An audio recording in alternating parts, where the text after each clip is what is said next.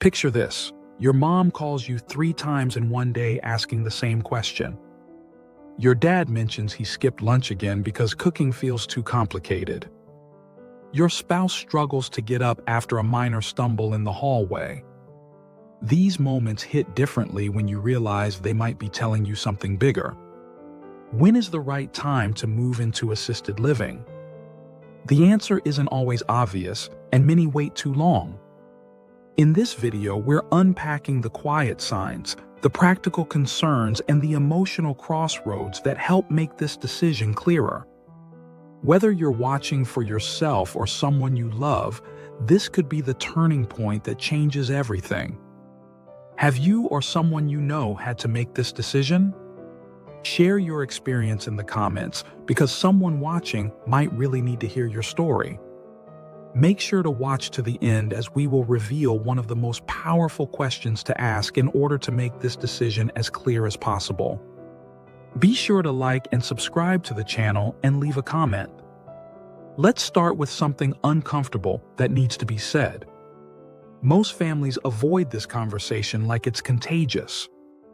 There's this heavy weight of guilt that settles in when assisted living gets mentioned. Suddenly, everyone feels like they're failing somehow. The person who might need help feels like they're being abandoned. Adult children feel like they're giving up on their parents. Spouses worry they're breaking promises they made decades ago. But here's what's really happening behind all that emotion. We've built up this idea that moving to assisted living means surrender, that it's the beginning of the end. That independence dies the moment you walk through those doors. This thinking is not just wrong, it's actually harmful because it keeps people stuck in situations that are becoming genuinely dangerous. The truth is, assisted living isn't about giving up. It's about getting the right kind of help so you can keep living your life instead of just surviving it. Think about it this way. If you had a broken leg, you wouldn't refuse crutches because you wanted to prove how tough you are. You'd use the crutches so you could keep moving forward while you healed. And let's clear up another massive misconception right now. Assisted living is not a nursing home. The difference is night and day. Nursing homes are medical facilities designed for people who need intensive health care around the clock. Assisted living communities are designed for people who want to maintain their independence but could use some help with daily tasks. Many assisted living residents have their own apartments. They come and go as they please. They have friends over for dinner. They take trips. They pursue hobbies. They fall in love. They laugh until their sides hurt. They live vibrant, engaged lives with just the right amount of support to make it all possible safely. But what are the actual signs it might be time? Let's talk about the ones no one wants to admit. Because recognizing them early could prevent something terrible from happening. The first sign is falls or even close calls that are happening more often. Maybe it's just a stumble in the bathroom. Maybe it's feeling unsteady on the stairs. Maybe it's that scary moment when getting up from a chair becomes a challenge. Here's what most people don't realize about falls. They're rarely isolated incidents. They're usually part of a pattern that's developing because strength, balance, or medication management is becoming an issue. Even one fall can change everything in seconds. A broken hip can mean months of recovery and a permanent loss of mobility. But the fear of falling can be just as limiting. When someone starts avoiding activities they used to enjoy because they're worried about falling, they're already losing their quality of life.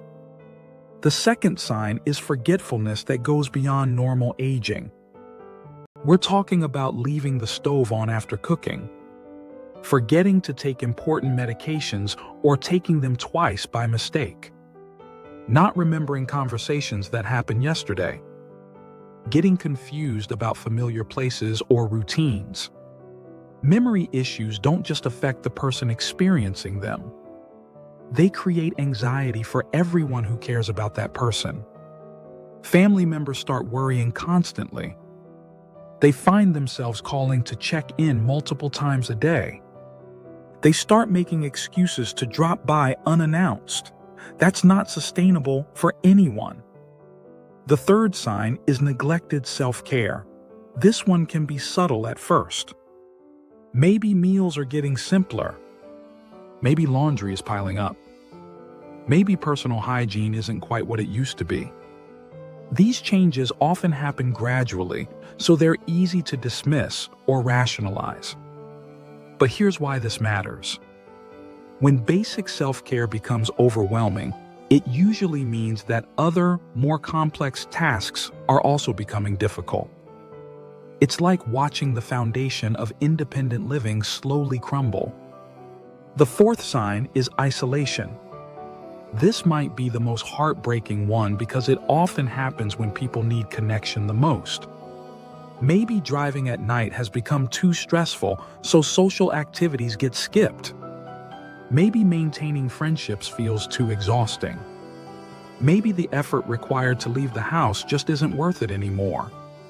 Isolation doesn't just affect mood, although depression and anxiety often follow. It actually affects physical health too. People who are socially isolated have higher rates of heart disease, cognitive decline, and even shorter lifespans. The fifth sign is caregiver burnout, especially when a spouse or adult child has become the primary support person. Caregiving can be incredibly rewarding, but it can also be completely overwhelming. When the caregiver is exhausted, resentful, or struggling with their own health problems, everyone suffers. But the decision isn't just about challenges. It's also about what quality of life could look like if things changed in a positive direction. Imagine having support with cooking, cleaning, and medication management without giving up your personal space or privacy. Picture having your own apartment with your own furniture and decorations, but knowing that help is available whenever you need it. Think about the relief of not having to worry about home maintenance anymore.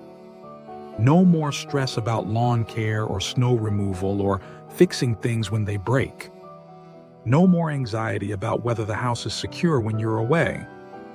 Consider the peace of mind that comes with having emergency support available 24 hours a day.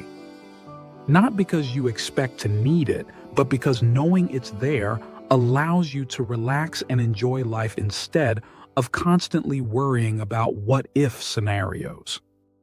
Now imagine having a built-in community of peers who understand what you're going through because they're navigating similar life stages. Picture having activities and programs designed specifically to support mental and emotional well-being. Think about making new friendships and discovering interests you never had time to explore before. For family members, the benefits can be just as significant. Instead of constantly worrying about safety, they can focus on enjoying quality time together. Instead of managing care logistics, they can go back to being children or spouses instead of reluctant caregivers. Remember to share your experience in the comments to help others confronting this decision. But how do you even begin this conversation with family when emotions are running so high and everyone has different opinions about what's best? Start with empathy and acknowledge that fear and pride are both completely valid feelings. Nobody wants to lose their independence. Nobody wants to feel like they're being pushed aside. These concerns deserve respect, not dismissal. Bring up the topic early before there's a crisis forcing your hand. Conversations that happen during emergencies are rarely productive because everyone is stressed and scared. When you talk about it proactively, you have time to explore options and make thoughtful decisions. Visit some nearby communities together before making any commitments. Many people are surprised by what modern assisted living actually looks like. The facilities, the amenities, the activities, and the sense of community can completely change someone's perspective. Focus on what assisted living can add to life rather than what it might take away. Talk about new opportunities for social connection. Discuss the relief of not having to handle household maintenance. Emphasize the peace of mind that comes with having support available. Reinforce that this decision is about creating more freedom, not less. Freedom from worrying about safety. Freedom from the burden of tasks that have become difficult. Freedom to focus on relationships and activities that bring joy. Still not sure if it's the right time? Here's one powerful question to ask that can often make the answer clear. If you or a loved one is starting to show these signs, don't wait for a wake-up call that might come in the form of a serious accident or health crisis. Ask this question honestly. Would life be safer, easier, or more joyful in a supported setting? If the answer is yes to any of those three things, then it's time to start exploring your options. Safety matters because accidents can happen in seconds, but recovery can take months or years. Easier matters because life should be about more than just getting through each day. Joyful matters because everyone deserves to thrive, not just survive. This decision isn't about admitting defeat. It's about being smart enough to get the right support so you can keep living your best life. If this video helped you think through this challenging decision, consider subscribing for more guidance, strength, and support every step of the way.